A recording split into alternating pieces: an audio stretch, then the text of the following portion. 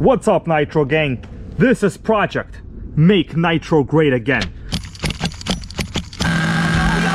This shit right here.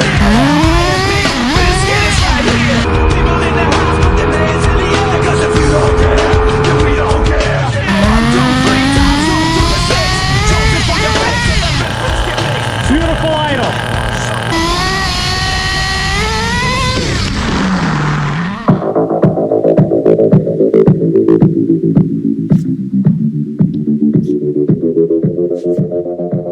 This is a vintage HPI Nitro RS4 II. I've recently put in a new engine in it, and you're looking at it right through that window. A brand new HPI Nitro Star T3.0 engine. Luckily, it is a direct fit. That means we will soon be yelling 2-speed baby, because guess what, guys? Yes, this vintage Nitro RS4 II does have a 2-speed. Now, just for this special video, I was able to pull out a very old February 1999 vintage RC car action magazine. There's nothing like looking up some classic vintage action in a vintage RC magazine. And guess what? This has quite a nice, interesting article. This is called Project HPI Nitro RS4. It looks like they've taken as many modified Nitro RS4s and talked about them. And you know what? I like modified RS4s. You want to take a look under the body on mine before we go into this magazine? I'm sorry, it's a little bit windy today. Oh man, that is a lot of sickening aluminum. You see this Paris ribbed racing pipe? I got myself a Paris ribbed racing pipe as well. This project is honestly something that I think will become revolutionary. There are a lot of these old HPI Nitro RS4s around, and the main problem is, oh man, it is windy. Look at that. The wind is reading my magazine. My body just fell. But we gotta talk about this, and what I'm going to be doing in this video is doing the proper HPI break-in for this brand new T3.0 engine. Now the question is, why did I choose this brand new T3.0 engine? Well, that is because it is a direct fit. The way this mounts, it uses the engine's own mounting screws with no optional motor mounts, nothing needed. Direct fit. Check this out. Even the gear mesh is perfect. I didn't even have to adjust the gear mesh for this 2-speed. We are using ourselves a lightweight flywheel as well.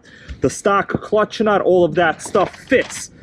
But guys, the gear mesh didn't even need to be adjusted. That is how much of a direct fit this motor actually is. So this Nitro RS4 does have a couple very nice optional upgrades. You can see right here it says Schneller on this rear chassis brace. And in the back, we got ourselves a very sickening Wolfpack rear shock tower. We also have Wolfpack rear suspension arms and front aluminum hubs for the steering. Otherwise, this Nitro RS4 is fairly stock. And guys, 1997 to probably 1999 is the release date on this vintage HPI. And guess what? Nobody has managed to kill it. I need to do a proper break-in, and I read the owner's manual that was included in the Nitro Star HPI box here. They recommend 1 tank at idle and 2 tanks at up to 50% throttle. Now, the only problem I did run into, and I'm going to show you a couple parts right here. This is an HPI clutch for the Nitro 3 series. And these are bearings. So I will put the description and the link to these bearings in the description to this video. What happens is, these vintage Nitros come with roller, or sometimes called needle bearings here for the clutch belt. They tend to wear out, they make some noise, and they're generally not good. These are modern bearings. About 10 of these cost $10. You don't need to use all 10. I will be installing these in a future video. But if you're looking to make a vintage HPI great again, and you run into clutch bearing problems, these bearings will solve all of your problems, guys. Of course, I was lucky enough to have an original clutch. When I start this up, you guys will notice that the clutch in this current model actually engages early. I tried as much as possible to adjust it, but the clutch spring itself is just too old. It's loose, and it just doesn't want to hold on to the clutch. Luckily, I was able to source an original HPI Nitro 3 Teflon clutch with the clutch springs. There are some solutions with the clutches. Maybe a Traxxas clutch will fit, I don't know. But I was lucky enough to have this. Let's take a look at some of these awesome modified HPIs. So this one, it looks like they're using what they call Cross manufacturers. So Cross is the brand. Right here we have Cross Racing. So they have a Seebeck pipe. I'm not sure what the motor is. They have a lot of carbon fiber parts. Of course, a lot of optional aluminum parts as well. The next model is the Alien. So Alien was the brand. They made a whole bunch of parts for these. As you could tell, guys, the Nitro RS4 chassis had a huge aftermarket for parts. Now here we have some original HPI option parts. I looked these over, and actually I really like the HPI option parts. I see they have a Dynamite 12 engine. Too bad they don't make those engines anymore. They were very, very nice. We have some carbon fiber. We have a bunch of optional upgrades, but we're not going to get into that. Otherwise, we'll never stop talking about HPI. Here we have Top. So the brand is called Top. I've honestly never heard of this brand, but you could tell they're almost really going down towards carbon fiber upper decks, aluminum lightweight flywheels, you know, chassis braces here on the side. It's all the basic stuff. For our HPI, what matters is breaking in this motor, making it great again, and then in the future, when it's broken in, yelling 2-speed baby. Let's fire it up. The car is on. Let's do a typical electronics check. Electronics work. Brakes are also very good. Notice I'm using the FlySky GT5. Guys, get yourself one of these radios. It will not piss you off. Very easy installation. Small receiver, 6 channels. This is the way to go if you're restoring vintage RCs. You want to have a good modern radio. You know, I talk a lot about vintage RCs, but let me tell you, you don't want to have a runaway. These things are fairly expensive, and to me, they're honestly priceless. All right, let's put some fuel in this.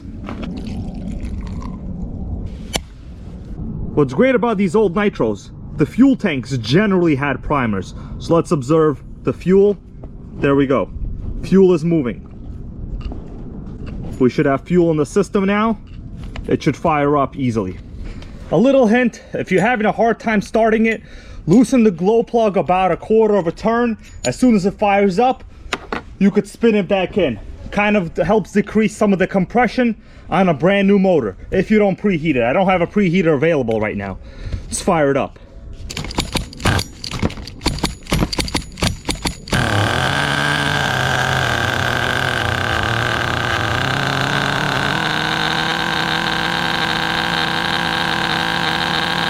It's running nice.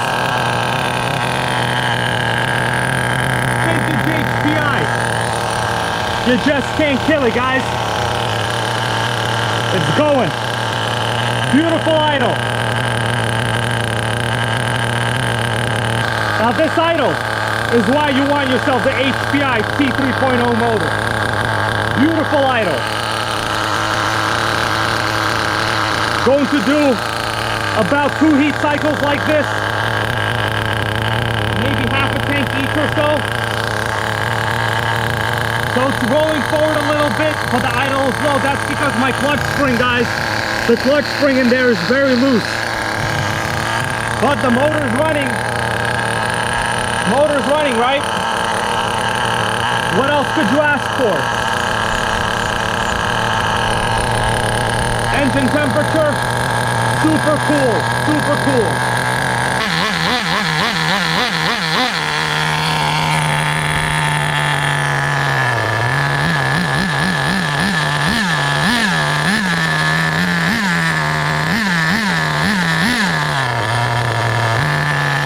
Full brake, perfect. It doesn't turn off. Look at that. Idle gap is good.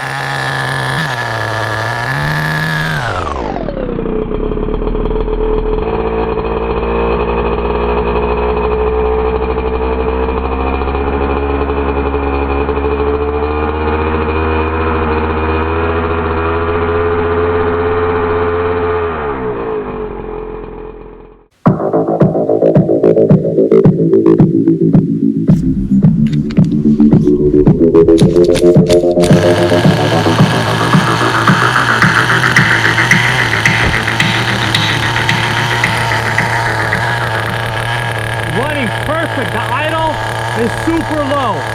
This is the lowest it will go, guys. All right, let's pinch the fuel line.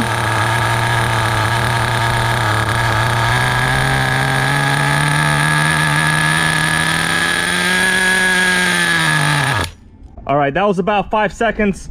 So that tells me the low speed setting is quite all right. Now I'm gonna let it cool down a little bit. That was, I would say probably the second heat cycle, right? Because I ran it previously a little bit.